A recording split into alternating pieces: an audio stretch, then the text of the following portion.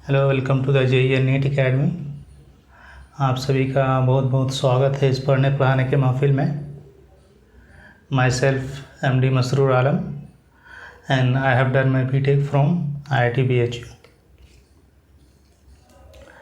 तो आज आप सभी लोगों को पता है कि अभी लॉकडाउन चल रहा है, तो इस वजह से आप सबके सारे ऑफलाइन क्लासेस बंद हैं। तो अभी आप लोगों के पास कोई ऑप्शन नहीं है ऑफलाइन क्लासेस में जाके कोचिंग अटेंड करना।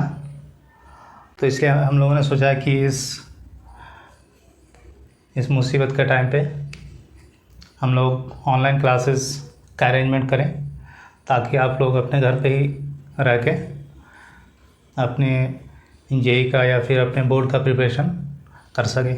क्योंकि ये टाइम कभी ना कभी तो ऐसा टाइम आएगा ही, 2 महीने या 3 महीने या 4 महीने, जितने ही दिन बाद हो, ये कोरोना वायरस का संकट हमसे चला जाएगा।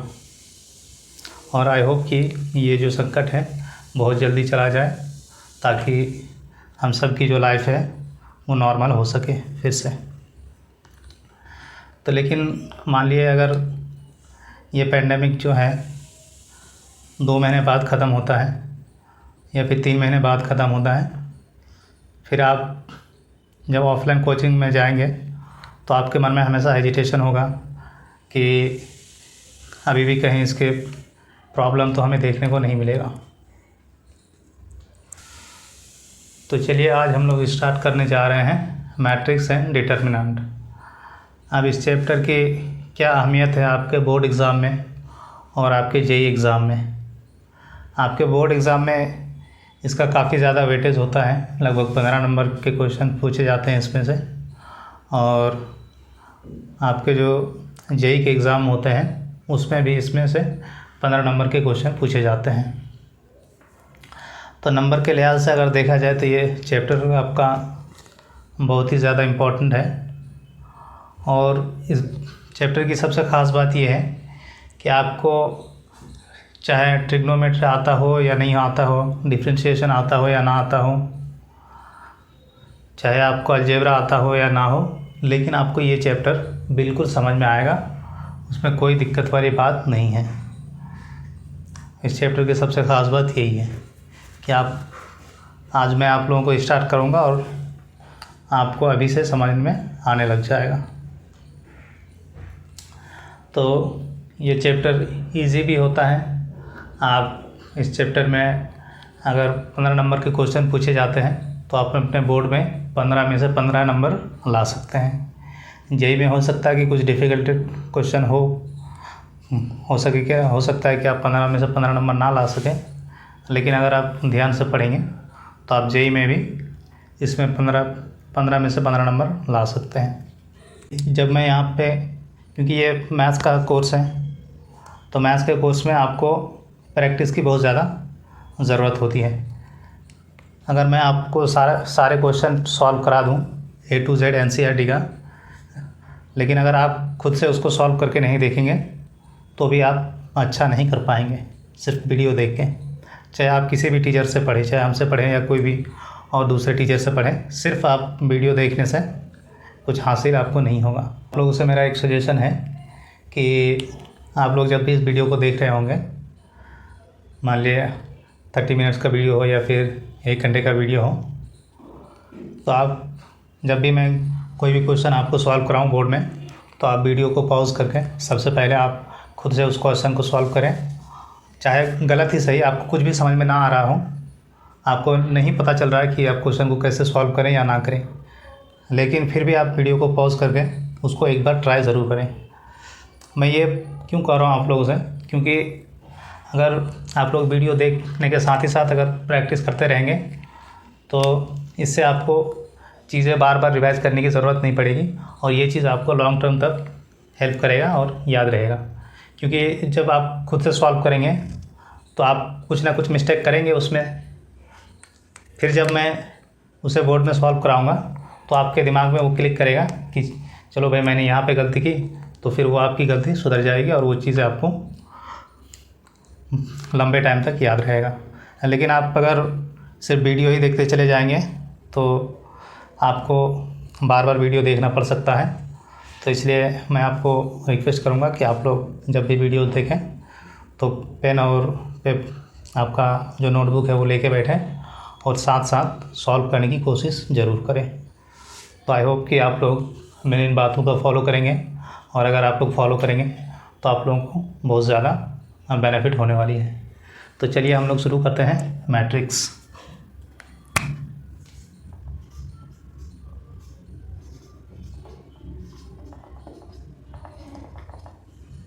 सबसे पहली बात तो ये है, मैं ये मान के चल रहा हूँ कि आप लोगों को अभी कुछ नहीं आ रहा है मैट्रिक्स एंड डिटर्मिनेंट में।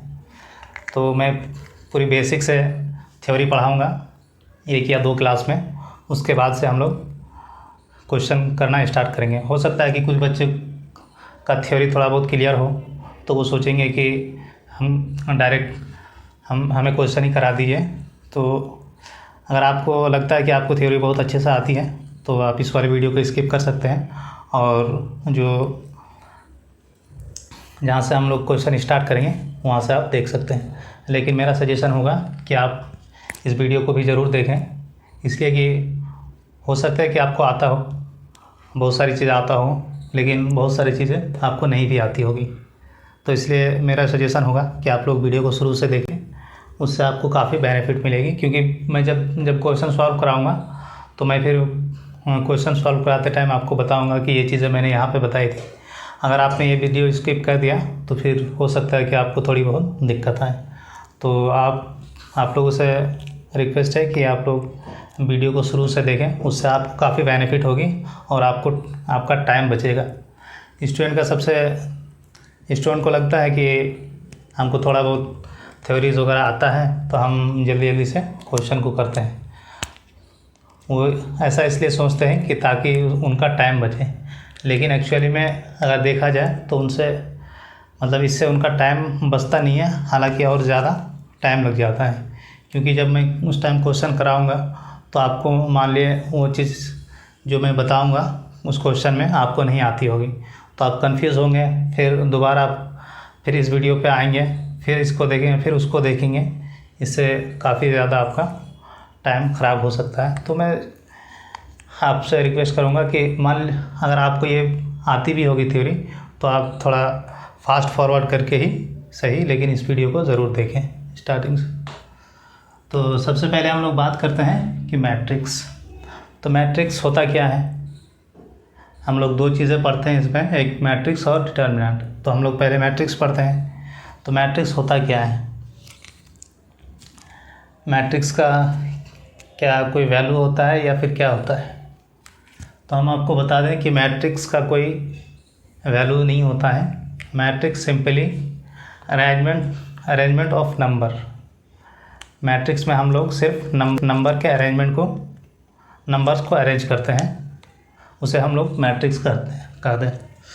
तो मैं आपको यहाँ पे डेफिनेशन लिख देता हूँ। अरेंजमेंट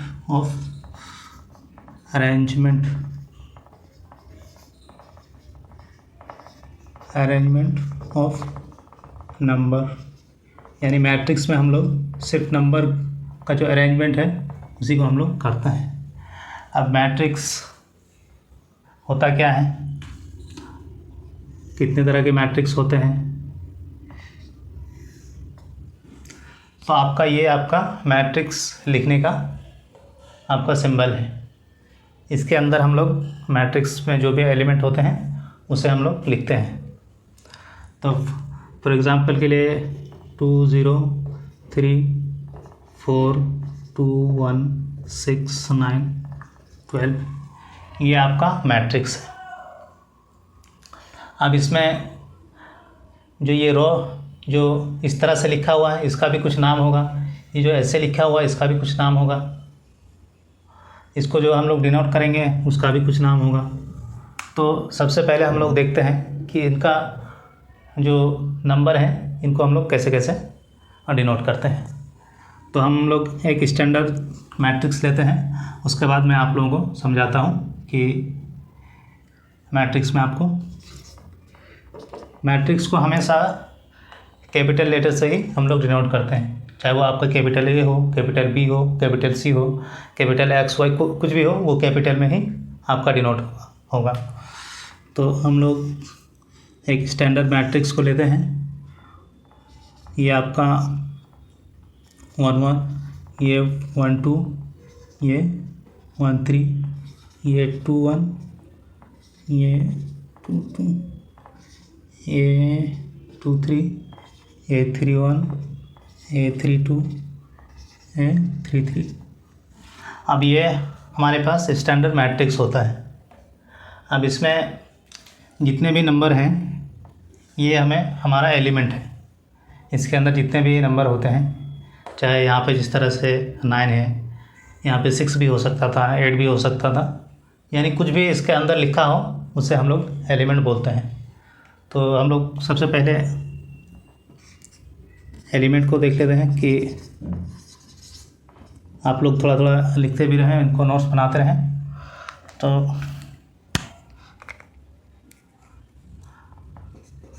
हम लोग लिख देते हैं numbers present in matrix. Matrix के अंदर आपके जितने भी नंबर प्रेजेंट होंगे उसे हम लोग एलिमेंट बोलेंगे। उसके बाद आता है आपका जो ये है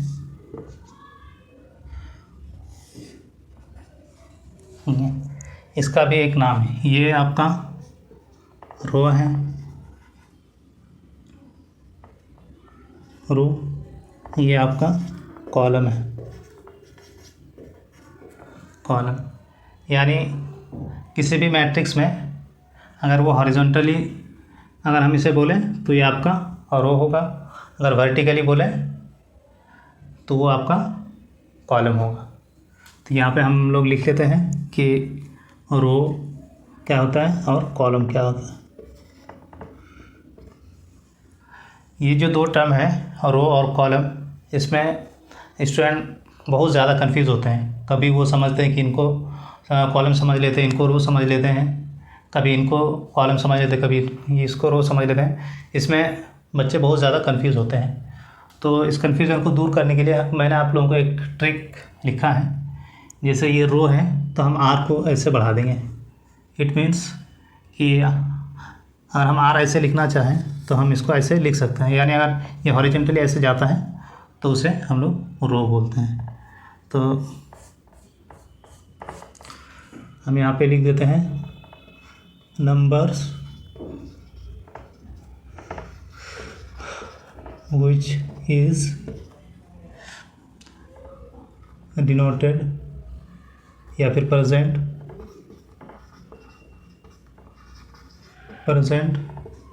in horizontal direction, horizontal direction। इसे हम लोग रो कहते हैं। अगर हम कॉलम देखें,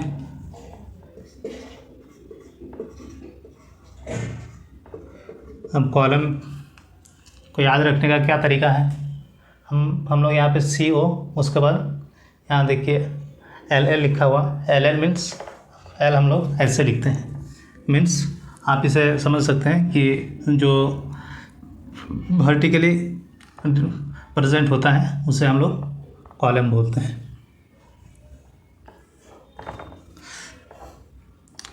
तो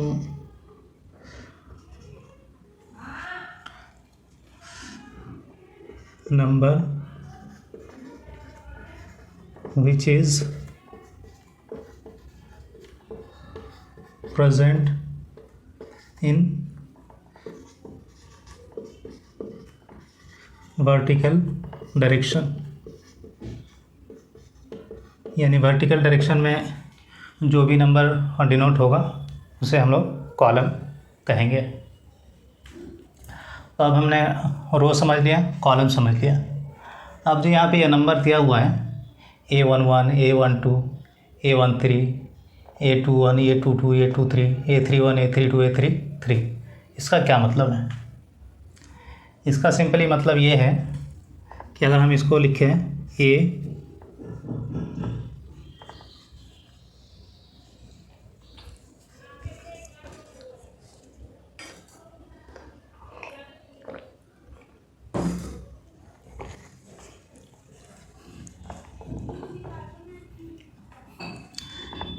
AIJ, तो अब हम इसको सिंपलीफाई वे में, जनरल वेज में लिखें कि AIJ, तो ये I क्या है और J क्या है, यानी यहाँ पे 1 1 1 2 जो है ये क्या है, I किस चीज़ को डिनोट करता है और J किस चीज़ को डिनोट करता है।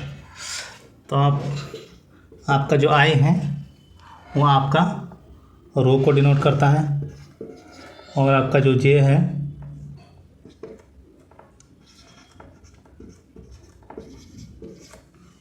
आपका जो J है वो आपका कॉलम को डिनोट करता है, यानी AIJ, ये आपका रो को डिनोट करेगा और J आपको कॉलम को डिनोट करेगा। तो इस वाले एलिमेंट को अगर हम देखें A11, तो मैंने कहा कि ये आपका रो है और ये आपका कॉलम है। तो एक चीज़ और बता देते हैं कि ये आपका रो है,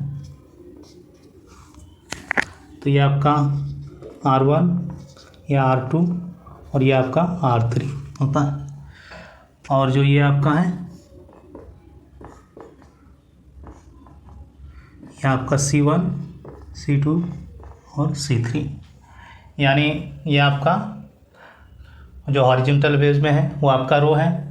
तो ये एक रो हो गया, ये एक रो हो गया और ये एक रो हो गया। तो इसको हम लोग नाम देते हैं कि ये रो 1 है, रो 2 है और रो 3 है। इसी तरह से ये आपका एक कॉलम ये हुआ, दूसरा कॉलम ये हुआ, तीसरा कॉलम ये हुआ। तो इसे हम लोग कॉलम 1 बोलेंगे, इसको कॉलम 2 बोलेंगे और इसको कॉलम 3 बोलेंगे। तो अगर हम A11 को देखें तो ये 11 कहाँ पे प्रेजेंट है, ये जो आपका 11 दिया हुआ है ये आपके जो एलिमेंट है मैट्रिक्स के अंदर वो किस जगह पे प्रेजेंट है उसके लोकेशन को ये डिनोट करता है, ये जो आपका IJ लिखा हुआ है। तो अगर A11 है तो यानी I का वैल्यू आपका 1 हो गया और आपका J का वैल्यू भी 1 हो गया, और यहाँ I आपका रो है और J आपका कॉलम है, यानी आपका जो ये A11 है आपका पहला रो में है और पहला कॉलम में है। कहने का यही मतलब हुआ ना इनका कि 1 1 है, I हमारा रो है और J हमारा कॉलम है। तो यानी ये 1 1 आपका रो 1 और कॉलम 1 में है। तो आप यहाँ से भी देख सकते हैं कि ये जो आपका रो 1 है और ये आपका कॉलम 1 है। तो यानी जो ये 1 है वो आपका रो 1 में है और कॉलम 1 में है। उसी तरह से अगर हम A21 को देखें,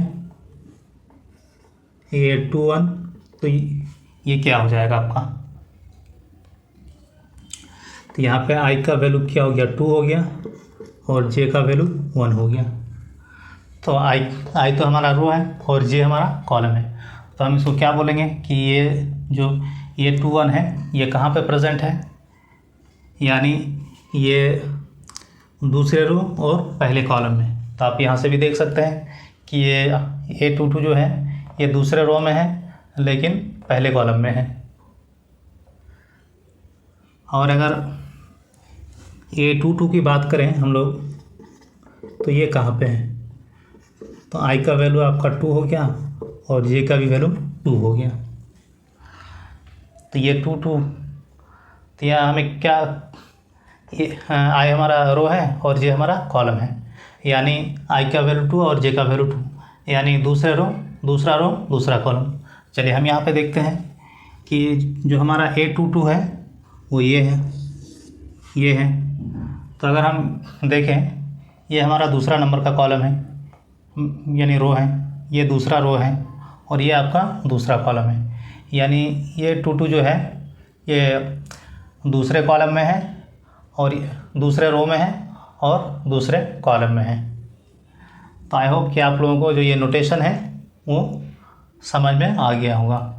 तो अगर आप लोगों को समझ में आ गया होगा तो आप लोगों को मैं होमवर्क देता हूँ, आप लोग इसको कमेंट सेक्शन में बताएं कि इसका नोटेशन क्या होगा, पोजीशन क्या होगा। A31 आप बताएंगे कि इनका क्या पोजीशन है, कितने नंबर ऑफ़ कॉलम और कितने नंबर ऑफ़ रो में ये प्रेजेंट है। और आप बताएंगे एक A13 ये आपका नंबर 1 है, ये आपका नंबर 2 है, ये आपका 3, और आप एक बताएंगे A33।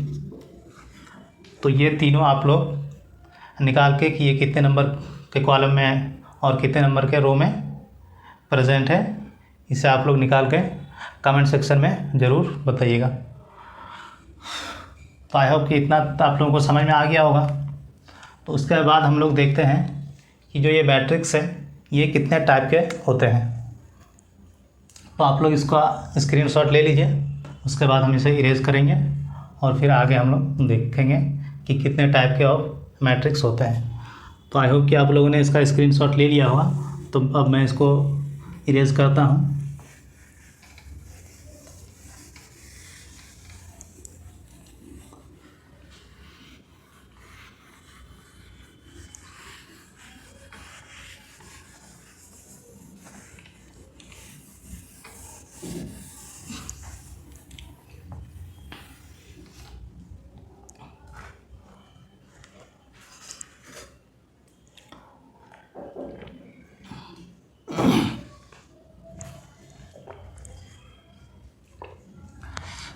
उसके बाद हम लोग देखते हैं टाइप ऑफ मैट्रिक्स।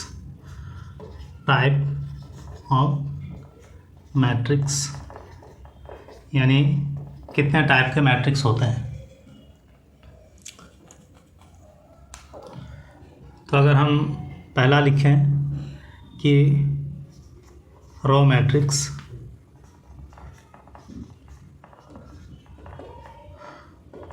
तो आप लोग बता सकते हैं कि रो मैट्रिक्स क्या होता है। जैसे कि इसके नाम से ही मालूम हो रहा है कि रो मैट्रिक्स है, जबकि हम लोगों ने अभी मैट्रिक्स में पढ़ा है कि मैट्रिक्स में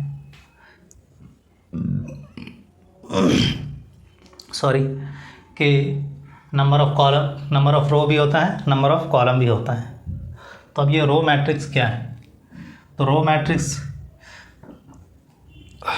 मैट्रिक्स एक ऐसा मैट्रिक्स है जिसमें सिर्फ़ और सिर्फ एक ही रो होगा। वो कॉलम चाहे कितना भी हो सकता है, 1 हो सकता है, 2 हो सकता है, 5 हो सकता है, 10 हो सकता है, कुछ भी हो सकता है, n number of row column हो सकता है। तो यहाँ पे हम अगर लिख लें कि there is only one row, means यहाँ पे सिर्फ और सिर्फ एक ही रो होगा। फॉर एग्ज़ाम्पल क्या, अगर हम लोग देखें आप यहाँ पे, तो ये आपका ये 1 1 है, ये 1 2 है, ये 1 3 है, अब सो ऑन A1n तक हो सकता है। यानी यहाँ पे सिर्फ और सिर्फ एक ही रो होगा, बाकी कॉलम कितने भी हो सकते हैं, यानी n नंबर ऑफ कॉलम हो सकते हैं। यानी कॉलम के बारे में इसमें कुछ भी नहीं कहा गया कि नंबर ऑफ़ कॉलम कितने होंगे, लेकिन रो सिर्फ और सिर्फ एक ही रो होगा।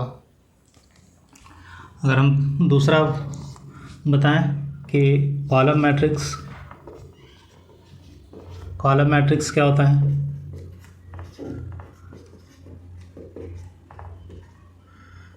कॉलम मैट्रिक्स क्या होता है, तो जिस तरह से हमने यहाँ पे रो मैट्रिक्स देखा कि सिर्फ और सिर्फ एक ही रो होगा, इसमें बाकी कॉलम कितने भी हो सकते हैं, उसी तरह से यहाँ पे आपका सिर्फ और सिर्फ एक कॉलम होगा और नंबर ऑफ़ रो कुछ भी हो सकता है।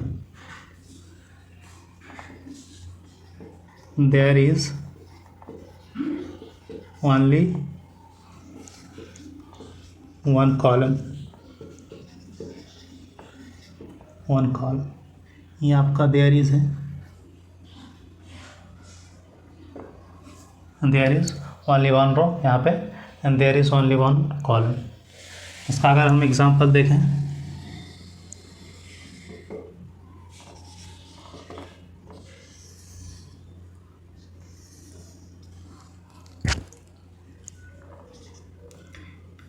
A11, A21, A22,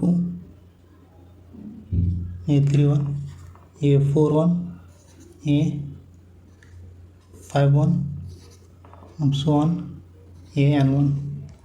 यानी कहने का मतलब है कि यहाँ पे सिर्फ एक कॉलम होगा और नंबर ऑफ़ रो कुछ भी हो सकता है, एक हो सकता है, दो हो सकता है, 5 हो सकता है, या फिर n नंबर ऑफ रो हो सकते हैं।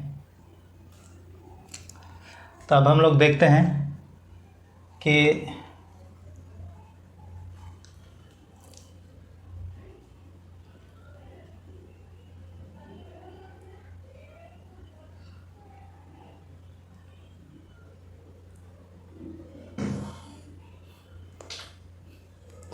और तीसरे नंबर में आता है आपका रेक्टेंगुलर मैट्रिक्स।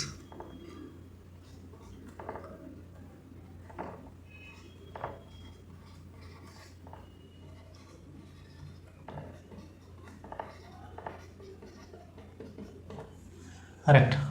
और तीसरे नंबर पे हमारा आता है रेक्टेंगुलर मैट्रिक्स। अब रेक्टेंगुलर मैट्रिक्स क्या होता है? ये रेक्टेंगुलर मैट्रिक्स आपका होगा कि कुछ नंबर ऑफ रोज़ होंगे और कुछ नंबर ऑफ कॉलम्स इसमें प्रेजेंट होंगे। फॉर एग्ज़ाम्पल के लिए अगर हम लोग देखें, अगर पहले हम इसका डेफिनेशन लिख लेते हैं, देयर इज सम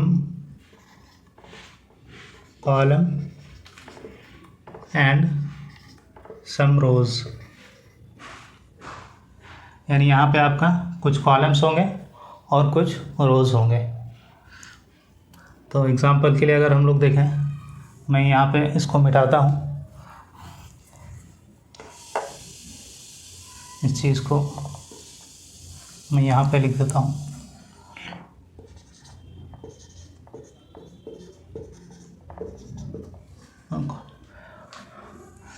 तो फॉर एग्ज़ाम्पल के लिए अगर हम देखें,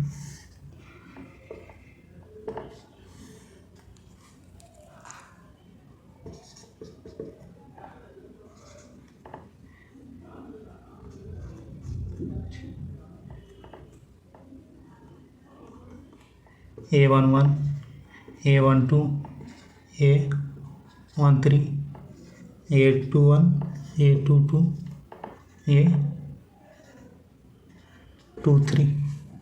यानी ये आपका एक रेक्टेंगुलर मैट्रिक्स है। यहाँ पे कुछ नंबर ऑफ़ कॉलम्स भी है और कुछ नंबर ऑफ़ रोज़ भी है। अगर एक और एग्ज़ाम्पल हम लोग देखें, दूसरा एग्ज़ाम्पल, तो ये हमारा ये भी हो सकता है।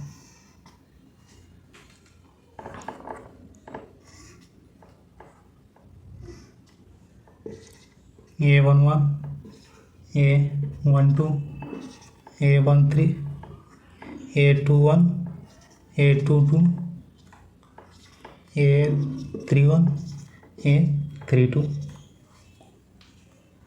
यानी आपका ये भी एक रेक्टेंगुलर मैट्रिक्स है। समझ रहे हैं कि नहीं? ये आपको यहाँ पे कितने, एक रो है, यानी 2 रो हैं और 3 कॉलम हैं, और यहाँ पे 3 रो हैं और 2 कॉलम हैं। तो उससे कोई फ़र्क नहीं पड़ता है कि कॉलम और रो में से कौन सा बड़ा हो, वो डिपेंड नहीं करता है। सिर्फ़ और सिर्फ ये डिपेंड करता है कि जो AIJ है, इसमें I does not equal to J, यानी I और J इक्वल बस नहीं होना चाहिए, उसे हम लोग रेक्टेंगुलर मैट्रिक्स कहेंगे। समझ में आ गया आपको? यानी नहीं, ये मैंने गलत लिखा दिया आपको।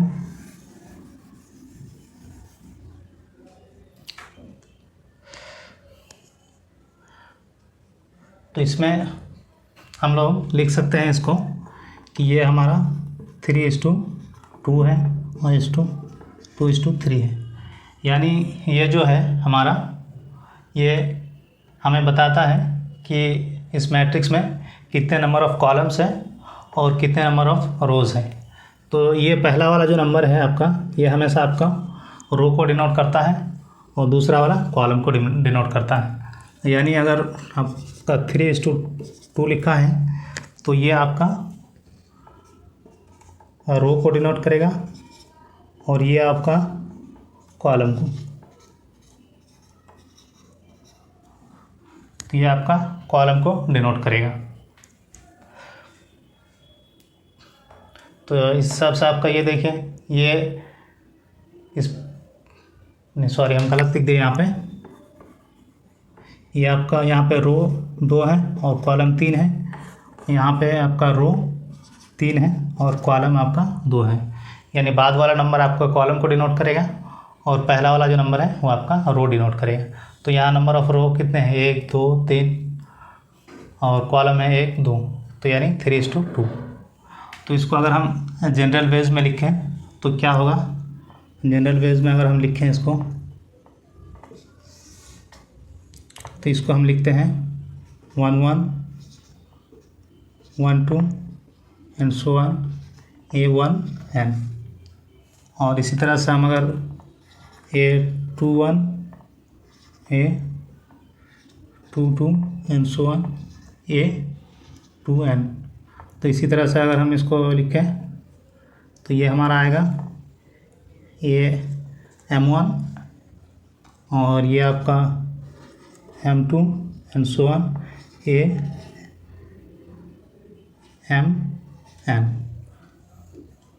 तो यानी इस वाले मैट्रिक्स का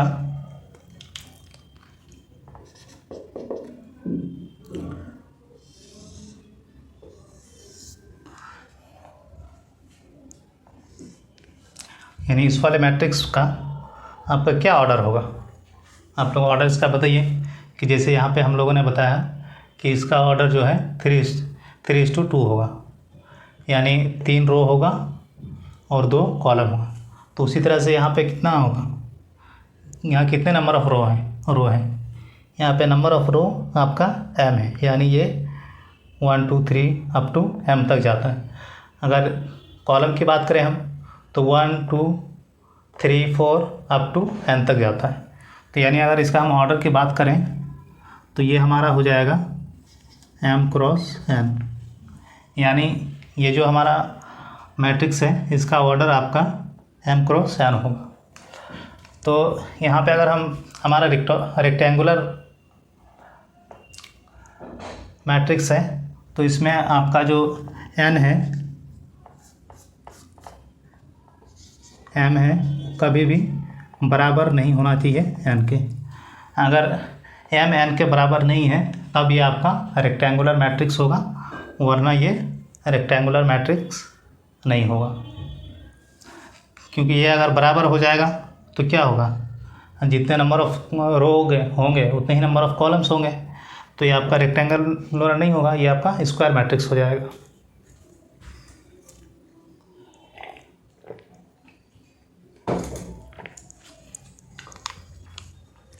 तो अब आप लोग इसको स्क्रीनशॉट ले लीजिए।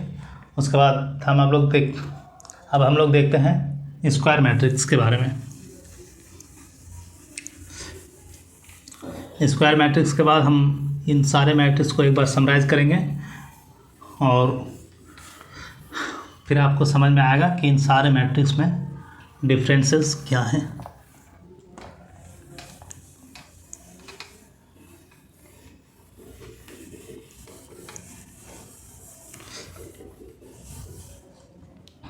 अब आता है हमारा स्क्वायर मैट्रिक्स।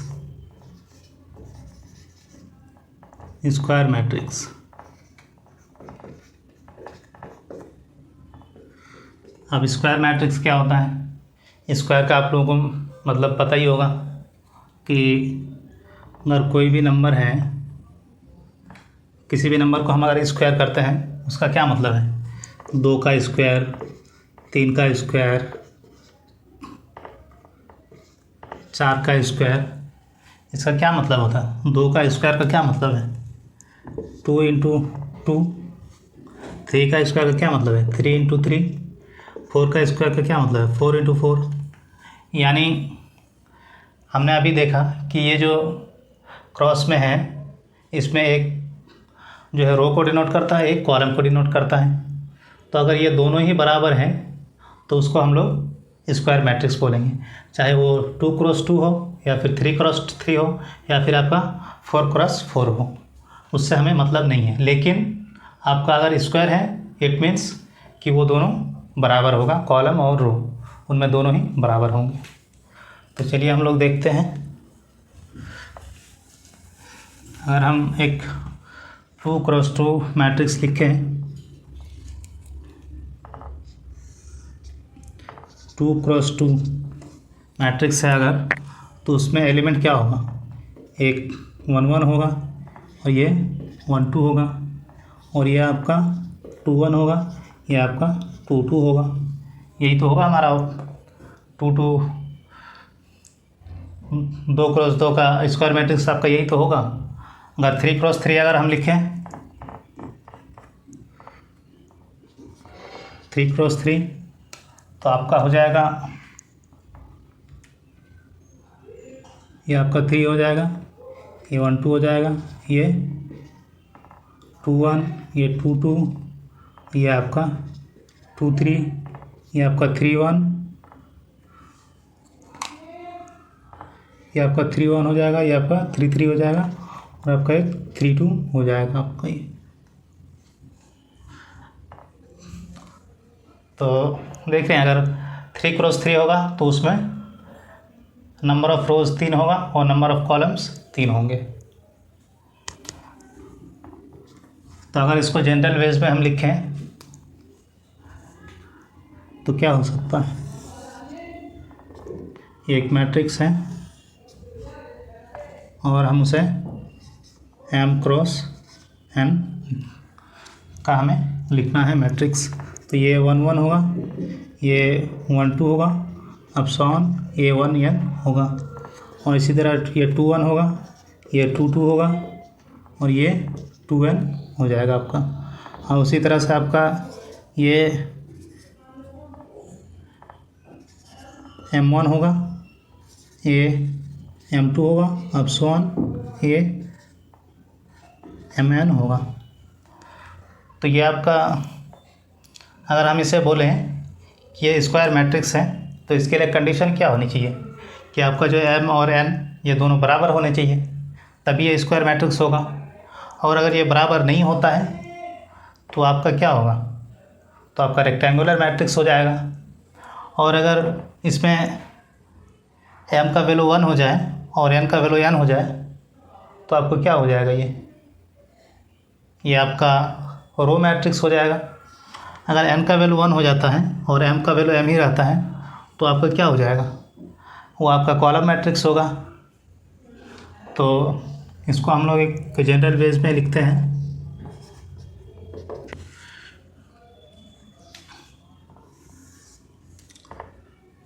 कि number 1, if m is equal to 1 then matrix is row matrix।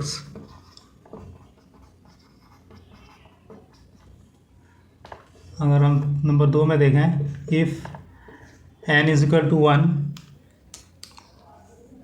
then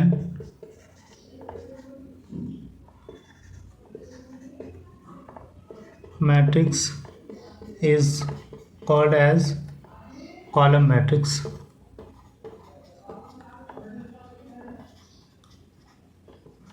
ये आपका कॉलम मैट्रिक्स हो जाएगा। अगर हम तीसरे नंबर की बात करें, if n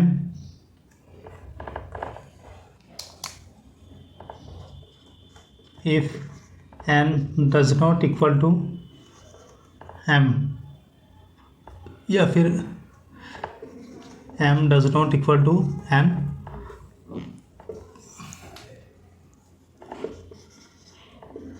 then matrix is called rectangular matrix। rectangular matrix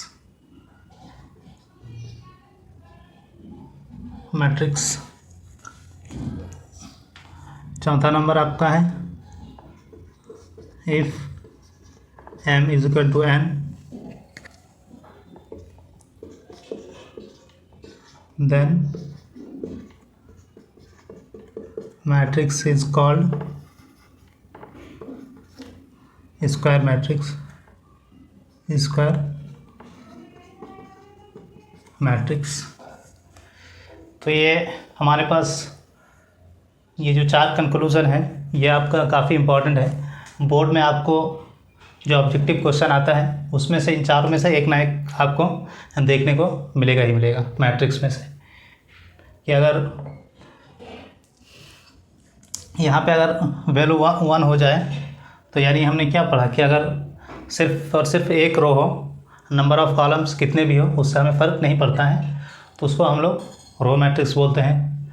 अगर n equal to 1, n equal to 1 means आपका कॉलम 1 होगा और रो कितना भी हो उससे हमें कोई फ़र्क नहीं पड़ता। तो ऐसे मैट्रिक्स को हम कौन सा मैट्रिक्स कहते हैं? इसे हम लोग कॉलम मैट्रिक्स बोलते हैं। अगर m equal to n does not equal to n है, अगर m does not equal to n है तो ऐसे मैट्रिक्स को हम लोग क्या कहते हैं? Rectangular matrix. हम लोगों ने देखा कि रेक्टेंगुलर मैट्रिक्स में कभी भी जो है आपका रो और कॉलम बराबर नहीं हो सकते, वो हमेशा अलग अलग होंगे।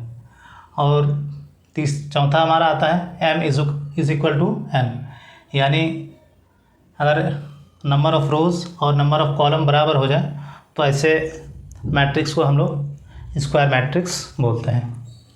तो आई होप कि आप लोगों को यहाँ तक समझ में आ गया होगा। उसके बाद हम लोग देखते हैं कुछ और डिफरेंट टाइप के होते हैं मैट्रिक्स, उसे हम लोग एक बार देख लेते हैं। उसके बाद हम लोग क्वेश्चन पे आएंगे। तो आप लोग इसको स्क्रीनशॉट ले लीजिए। तो आई होप कि आप लोगों ने स्क्रीनशॉट ले लिया होगा। चलिए मैं इसको इरेज करता हूँ और जो 1-2 तरह के मैट्रिक्स होते हैं उसको हम लोग देखते हैं। आप लोग बिलीव में कि अगर आप लोग इस थ्योरी वाले क्लास को सही से देख लिया, अगर एक बार में समझ में नहीं आए तो 2 बार देखें, 3 बार देखें, लेकिन इस वाले क्लास को देखना बहुत ही ज़्यादा इम्पोर्टेंट है। और ये वाला क्लास आपको समझ में आ गया तो जो NCERT के बुक में जो क्वेश्चंस हैं उसमें 60 से 70% क्वेश्चन आपको खुद ही बन जाएंगे, उसमें किसी की ज़रूरत ही नहीं पड़ेगी, ना मेरी ज़रूरत पड़ेगी ना और किसी टीचर की ज़रूरत पड़ेगी, आप खुद ही बना देंगे सारे क्वेश्चन। तो इसीलिए इस लेक्चर को आप लोग ध्यान से देखें। अगर एक बार में समझ में नहीं आए तो 2 बार देखें, 3 बार देखें, लेकिन ज़रूर इस वाले लेक्चर को अच्छे से देखें और आप लोग नोट्स ज़रूर तैयार करें। स्क्रीनशॉट लेने के बाद आप उसे बैठ के आधे घंटे में या फिर 20 मिनट में जितना भी टाइम लगे उसको आप लोग नोट्स ज़रूर बनाएं और अपने नोट्स में लेक्चर नंबर ज़रूर लिख के रखें, ताकि आप लोग जब बाद में 2 महीने 4 महीने के बाद रिवाइज़ करेंगे तो उससे होगा क्या कि अगर आपको कुछ चीज़ें रिकॉल नहीं हो रही है तो आप फटाक से अगर लेक्चर नंबर लिखा होगा तो आप इसी वाले लेक्चर में आके उस कॉन्सेप्ट को फिर से दोबारा देख सकते हैं। अगर आप लिख के नहीं रखेंगे तो आपको फिर से ढूंढने में बहुत ज़्यादा प्रॉब्लम होगी। तो आई होप कि आपको ये बातें समझ में आ रही होगी।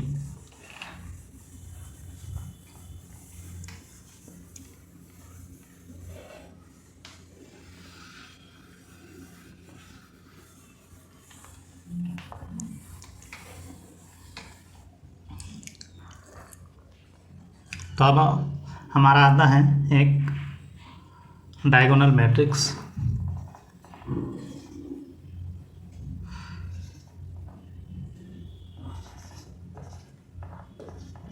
Diagonal matrix. अब डायगोनल मैट्रिक्स क्या होता है? सबसे पहले तो आपको डायगोनल क्या है ये चीज़ समझ में आनी चाहिए। हम लोग कभी भी, आप लोग अगर आज तक कभी मैट्रिक्स नहीं पढ़े हैं तो आप लोग ज़रूर ये चीज़ तो पढ़े ही होंगे कि ये हमारा अगर स्क्वायर है या फिर रेक्टेंगुलर है तो इसमें डायगोनल क्या हो सकता है। एक तो ये डायगोनल है, आपका ये डायगोनल है, ये 2 ही डायगोनल पॉसिबल हैं। एक मैट्रिक्स में कितने डायगोनल पॉसिबल है? 2 ही डायगोनल, चाहे ये आपका स्क्वायर हो या फिर रेक्टेंगुलर हो, तो डायगोनल आपका 2 ही पॉसिबल है।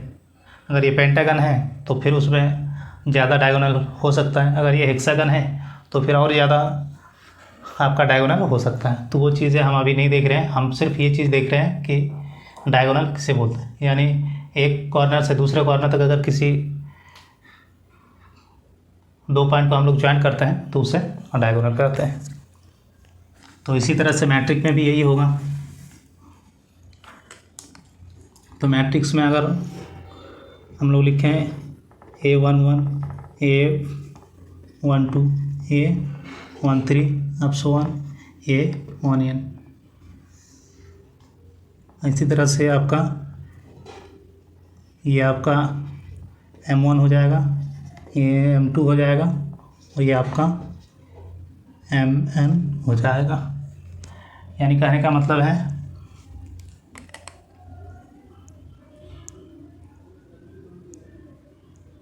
चलिए यहाँ पे मैं लिख देता हूँ A22, ये आपका A33 अब so on ऐसे।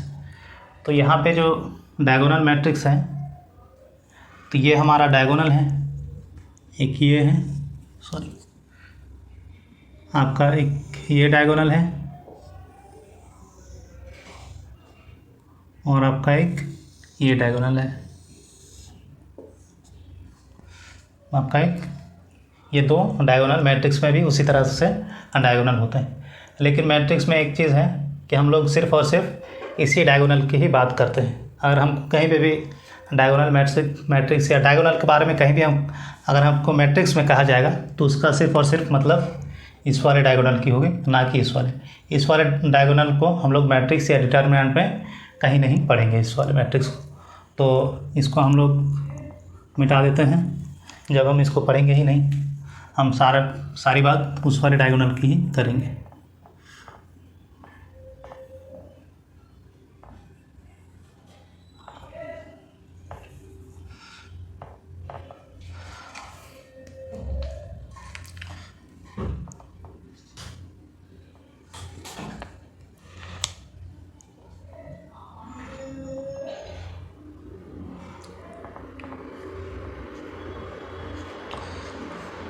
तो ये हमारा डायगोनल मैट्रिक्स हो ये हमारा डायगोनल है, ये डायगोनल मैट्रिक्स नहीं है। डायगोनल मैट्रिक्स इसे तब बोलेंगे जब ये प्रिंसिपल डायगोनल, इसे हम लोग प्रिंसिपल डायगोनल बोलते हैं,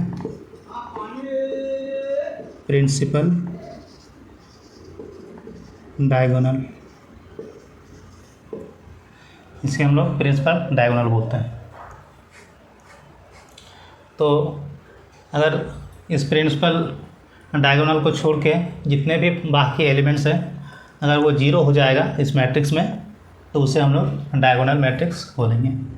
तो हम लोग यहाँ पे लिख लेते हैं, छोटा सा डेफिनेशन है, यहाँ पे लिख देते हैं कि ऑल एलिमेंट्स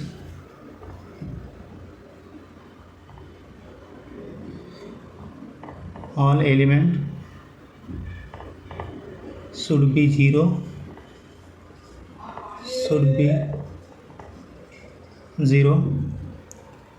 other than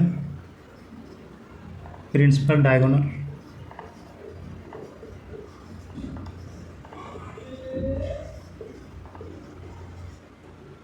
यानी प्रिंसिपल डायगोनल के अलावा जितने भी इसमें एलिमेंट होंगे वो सारे के सारे अगर जीरो हो जाए तो उसे हम लोग डायगोनल मैट्रिक्स बोलेंगे। लेकिन यहाँ एक बात और ध्यान रखने वाली बात है कि इसमें जितने भी एलिमेंट होंगे इसमें जीरो हो सकते हैं, ऐसा नहीं कि इसमें जीरो नहीं होंगे, इसमें जीरो हो सकते हैं, लेकिन इसमें जो है सारे के सारे जो प्रिंसिपल डायगोनल के अलावा वो सारे के सारे जीरो होना ही चाहिए। इसमें एक आध जीरो चलेगा, उसे हम लोग डायगोनल मैट्रिक्स बोलेंगे। अब ये चीज़ें आप लोगों को समझ में आ गई होगी। आज की क्लास थोड़ी लंबी हो गई है तो आज की क्लास को हम लोग यहीं समाप्त करते हैं और अगले क्लास में हम लोग सीधे आपके एनसीईआरटी के जो प्रॉब्लम्स हैं उसको सॉल्व करना स्टार्ट करेंगे। अगर ये वीडियो आपको पसंद आया है तो आप इसे लाइक करें और इस चैनल को ज़रूर से सब्सक्राइब करें और अपने दोस्तों तक इस वीडियो को ज़रूर शेयर करें ताकि उनको भी फ़ायदा पहुंच सके।